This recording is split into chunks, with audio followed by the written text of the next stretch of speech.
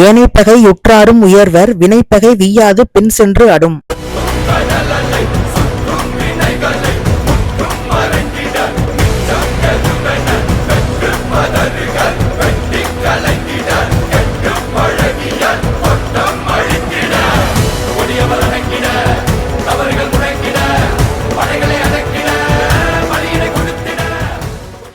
Hello மக்களே, welcome back to Tamil பசங்க vlogs. So இன்றைக்கி ஒரு சூப்பர் இன்ட்ரெஸ்டிங்கான வீடியோ. ஸோ லாஸ்ட் வீடியோவில் எப்படி முருகன் கோயில் பார்த்தீங்களோ, இன்றைக்கி ஒரு முருகன் கோயிலை பற்றி தான் நாங்களும் அந்த முருகன் கோயிலில் தான் இருக்கோம். இது எங்கே இருக்குன்னா, நம்ம திருச்சி பீமா நகரில் மேலக்கோயில் தெருவில் இருக்கிற ஸ்ரீ விநாயகர் ஸ்ரீ தண்டாயுதபாணி முருகன் கோயிலை பற்றி தான்.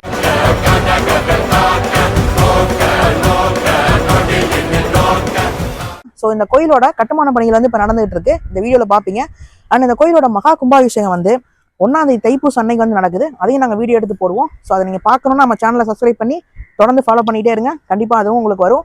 அண்ட் இன்னைக்கு இந்த வீடியோவில் நீங்கள் என்ன தெரிஞ்சுக்க போறீங்கன்னா, இந்த கோயிலோட மூலவரான முருகன் சிலைக்கு பின்னாடி ஒரு சுவாரஸ்யமான ஒரு கதை இருக்குது. அது வந்து நம்ம பழனி முருகன் கோயிலோட தொடர்புடையது. அது என்ன நீங்கள் தெரிஞ்சுக்கணும்னா வீடியோ ஃபுல்லும் பாருங்கள். ஸோ மக்களே, இப்போ நீங்கள் பார்க்குறீங்களே, இதுதான் கோவில் கும்பாபிஷேகான பேனரு. ஸோ இது வந்து ஸ்ட்ரீட்டுக்கு வெளியவே வச்சுருப்பாங்க. ஸோ அதனால் வந்து யாருக்கும் ரூட்டு தெரியலன்னா அதை பார்த்து அதுக்கு அந்த பேனர்லேருந்து நேராக ஒரு சந்து போகும், அதுக்குள்ளே வந்தீங்கன்னா கோயில்கிட்ட வந்துடலாம். ஸோ இதுதான் கோயிலோட என்ட்ரன்ஸு. இது வந்து சைடு என்ட்ரன்ஸ், இன்னொரு என்ட்ரன்ஸும் இருக்குது. ஸோ இப்போ தான் கன்ஸ்ட்ரக்ஷன் ஒர்க்கும் நடந்துகிட்ருக்கு, நீங்கள் பார்த்தீங்கனாலே தெரியும். அண்ட் இந்த வீடியோ போஸ்ட் ஆகும்போது இன்னும் most of the work complete ஆகிருக்கும். ஏன்னா இது வந்து நாங்கள் ஒரு 2-3 days பிஃபோர் போய் எடுத்தது. ஸோ ரொம்ப அழகாக கட்டிகிட்டு இருக்காங்க. அண்டு இந்த கோயிலை பார்த்தோன்னா இன்னும் சில கூடுதல் தகவல் நான் வீடியோ ஸ்டார்டிங்கில் சொல்லியிருப்பேன். இந்த கோயிலோட மூலவர் முருகன் சிலைக்கும் பழனி தண்டாயுதபாணி முருகன் சிலைக்கும் வந்து ஒரு ஒற்றுமை இருக்கும் அப்படின்னு. ஸோ அதை வந்து இந்த வீடியோவில் நீங்கள் தெரிஞ்சுக்குவீங்க, வீடியோ ஃபுல்லும் பாருங்கள். அது மட்டும் இல்லாமல் இந்த கோயிலை வந்து இப்போ எடுத்து ரீகன்ஸ்ட்ரக்ட் பண்ணிகிட்டு இருக்க ஒரு 5 பேர்கிட்ட வந்து இப்போ நாங்கள் வந்து பேட்டி எடுத்தோம் லாஸ்ட்டில். இந்த வீடியோட எண்டில் அதையும் நாங்கள் ஆட் பண்ணியிருக்கோம். ஸோ அப்போ வந்து இன்னும் கூடுதல் தகவல் இந்த கோயிலை பற்றி நீங்கள் நிறைய தெரிஞ்சுக்குவீங்க, ரொம்ப சுவாரஸ்யமான தகவல்கள். இந்த கோயிலோடைய பழைய கிளிப்பிங்ஸும் வந்து நான் அந்த வீடியோவில் ஆட் பண்ணியிருக்கேன். ஸோ அதுக்கும் இப்போ நீங்கள் பார்க்கும்போது ரொம்பவே சூப்பராக கட்டிகிட்டு இருக்காங்க. பெயிண்டிங் ஒர்க்லேருந்து எல்லாமே ரொம்ப அழகாக இருக்குது. இந்த கோயில் முழுசுமே, அதாவது இந்த ரெனோவேஷன் ஒர்க் முழுசும் முடியும் போது நீங்கள் பார்த்தீங்கன்னா ரொம்ப அழகாக இருக்கும் இன்னும். அண்ட் இதுதான் வந்து மூலவர் ஆன சன்னதி. ஸோ இங்கே தான் வந்து மூலவர் சிலை வந்து இருக்கும். அது வந்து இப்போ நெல்லுக்குள்ளே போட்டு வச்சுருக்காங்க. ரொம்ப பழங்காலத்து சிலை நாங்கள் பார்த்தோம். பட்டு வெளிமக்கள் வந்து கும்பாபிஷேகம் முடிஞ்சு தான் பார்க்கணுங்கிறனால அதை வந்து நாங்கள் வீடியோ எடுக்கலை. பட் ஆனால் அந்த முருகன் சிலையோட பழைய ஃபோட்டோ வந்து எங்களுக்கு அனுப்பிச்சிருந்தாங்க. ஸோ அதை வந்து நான் அனுப்பிச்சிருக்கேன். பட் ஆனால் அது டெக்கரேஷன் ஆகி இந்த கும்பாபிஷேகம் முடிஞ்சு இந்த கருவறையில் பார்க்கும்போது இன்னுமே வந்து கூடுதல் அழகாக இருக்கும். ஸோ இதெல்லாம் இப்போ அவங்க வந்து பண்ண பெயிண்டிங்ஸு. இதே மாதிரி இது எல்லாமே வந்து நான் சொன்னேன்ல, பழமையான கோயில் எடுத்து தான் வந்து இது பண்ணிகிட்டு இருக்காங்க ரீகன்ஸ்ட்ரக்ட். ஸோ அந்த பழமையான கோயிலில் உள்ள ஃபோட்டோஸ் இதெல்லாம் வந்து அப்போ வந்து வரைஞ்சி அதையும் வந்து பூஜை பண்ணி கும்பிட்டுட்டு இருந்திருக்காங்க. ஸோ அதுவும் இங்கே இருக்குது. இது வந்து கோயிலோடைய மேல் பகுதி. ஸோ இங்கே தான் வந்து கோயிலோடைய கோபுரம் வந்து இருக்கும். ஸோ இதுதான் கோயிலோட கோபுரம். ரொம்ப அழகாக வந்து இருந்துச்சு. இதில் வந்து பார்த்திங்கன்னா இந்த முருகன் சிலை வந்து உண்மையிலேயே ஒரு முருகன் நிற்கிற மாதிரியே இருந்துச்சு.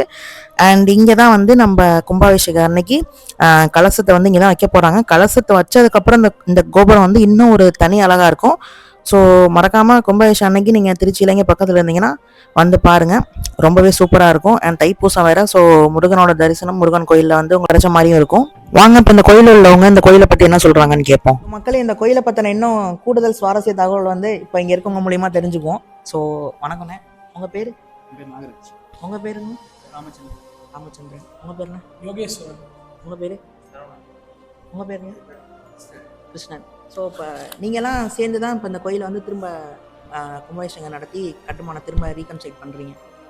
ஸோ இந்த கோயில் வந்து முன்னாடி தோராயமாக எப்போ கட்டியிருக்கோம் அப்படிங்கிற ஒரு ஐடியா? 1969 ஃபஸ்ட்டு வந்து மரமாக வச்சு படத்தை வச்சு சாமி கும்பிட்டாங்க. அதுக்கப்புறம் 1969 அதை கட்டி கும்பாபிஷேகம் பண்ணாங்க.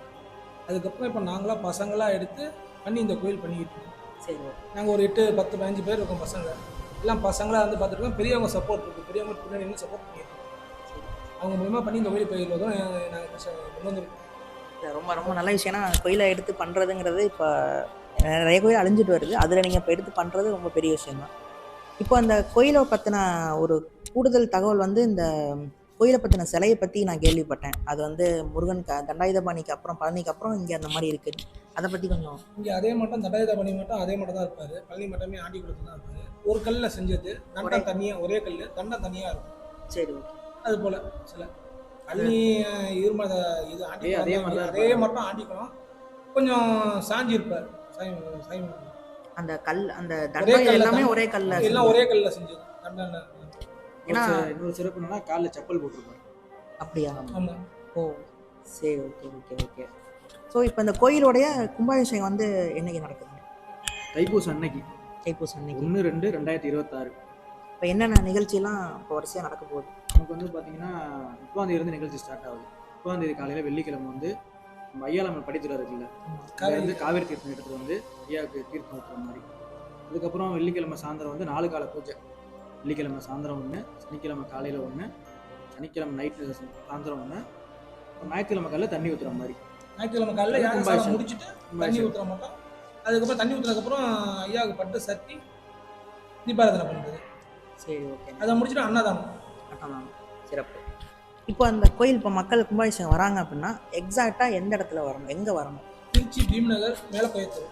இப்போ தெரியல, அந்த ஃப்ரண்ட்ல ஒரு விநாயகர் கோயில் அது இருக்கு. கிட்டத்தட்ட 133 வருஷம் கழிச்சுட்டாங்க. அதுவும் எடுத்து அந்த கோயில் எடுத்து செஞ்சாங்க. அப்படியா? 133 இந்த வருஷம் கோயிலோட கழிச்சு. பழமையான கோயில். அது அது கோபுரம் அது எல்லாமே. அது எல்லாமே ஆமாம், கல்கோபுரம். நம்ம பார்த்தோம்.